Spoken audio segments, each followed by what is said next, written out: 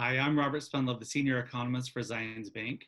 With the changes we've seen recently from the coronavirus, we've made some changes to the way that we record our economic video. Uh, I'm actually doing this from my house.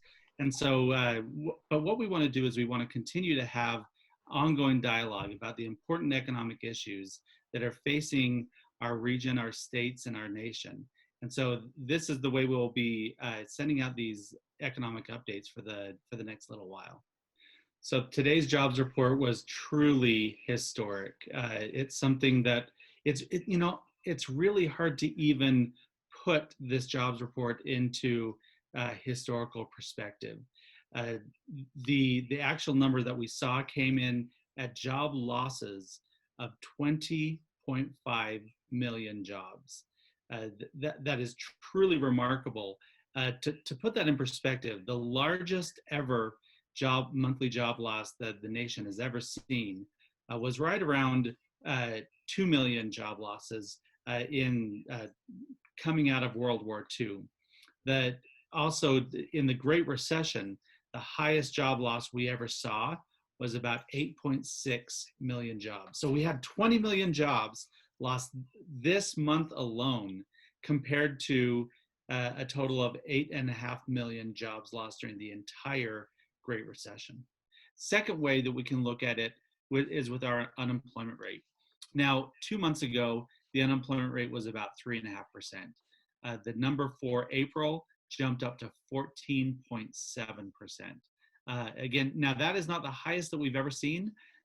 We had unemployment in the Great Depression was right around 25%, but it is phenomenally high, and it is the highest we've seen since the Great Depression. Again, looking historically, other than the Great Depression, the highest recorded unemployment rate is 10.8%. In the Great Recession, unemployment was at about 10%. So we are seeing unemployment that is much higher than we've seen in generations. And even that is really kind of not fully reflecting the true impact of the economic pain that we're seeing right now. So we often talk about unemployment. There's another measure called underemployment. It includes discouraged workers, and it includes people that are working part-time for economic reasons. The underemployment rate went from 8.7% last month to 22.8% this month. So when you take in that larger number of people that are unemployed or underemployed, we've got nearly a quarter of the entire labor force that is seeing severe economic pain. And the next one we look at is what we call the labor force participation rate. What we saw in the month of April was that dropped from 62.7% down to 60.2%. That's the lowest labor force participation that we've seen since 1973. A broader measure of the labor force is the employment to population ratio. That number fell to 51.3% in April. It's the lowest level on record. It's also the largest drop that we've ever seen. It dropped 8.7%. Those records go back to 1948.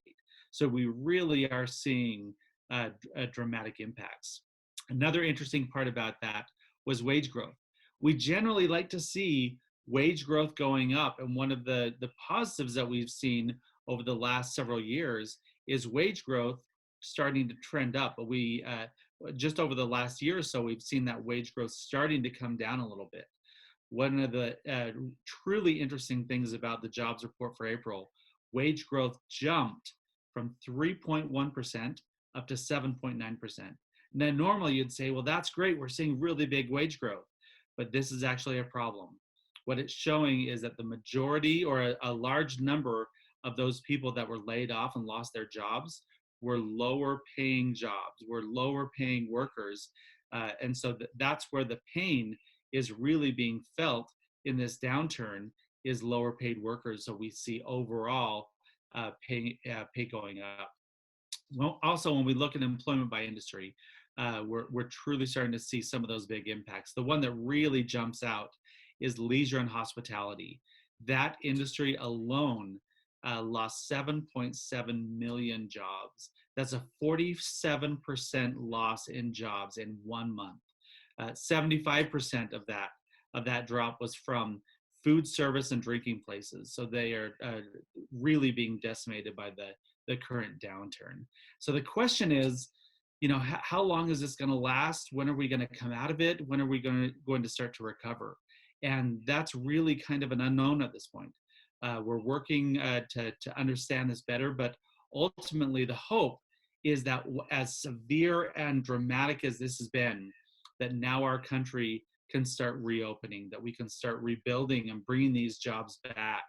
But ultimately, that's going to depend on the progression of the virus and the progression of the overall health of the society to impact the health of the economy. Because even if governments are reopening businesses and reopening places of work, if consumers don't feel confident to come back and visit those places, it will take much longer to recover.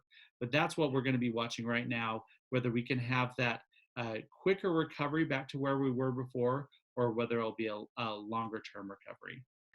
This has been a really tough report, and we are going to see more tough data when we see consumer confidence, when we see gross domestic product. Other economic measures will continue to show some of this pain, but it's important for individuals. We are all consumers. We are all essential parts of this economy. And it's important for us to get out there. It's important for us to continue to engage with the economy.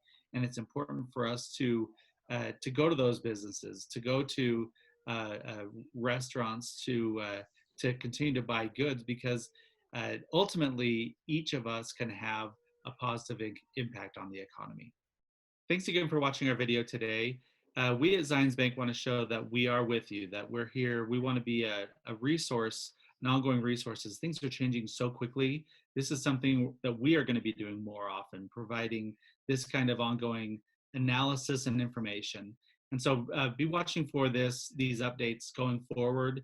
And thanks for joining.